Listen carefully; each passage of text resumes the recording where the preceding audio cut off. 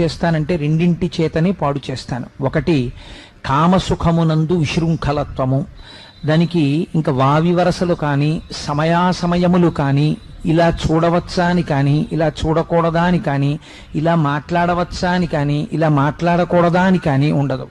ఎప్పుడూ సంసార సుఖమే పరమ ప్రయోజనమని మాట్లాడేటట్టుగా ప్రజల్ని పాడు చేస్తాను. రెండవది రసేంద్రియమునందు లౌల్యమును కల్పిస్తాను. ఎటువంటి వాడు కూడా ఎప్పుడు తినడమే ప్రయోజనం, కడుపు కోసము తినడము శౌచము ఉండవు. తినడమే ప్రయోజనంగా తింటుంటారు. అస్తమానం తినడమే, ఏదో ఒకటి తింటూ ఉండడమే, ఆ తిండికి అర్థం ఉండదు. ఆనాడు వ్యాస భగవానుడు చెప్పినటువంటి మాటలు బ్రహ్మవైవర్త పురాణం చదివితే ఆశ్చర్యకరంగా ఉంటుంది. అభ్యంగన స్నానము అని చేస్తాం. అభ్యంగనం అంటే ఒంటికి నూనె రాసుకుని తలస్నానం చేస్తారు.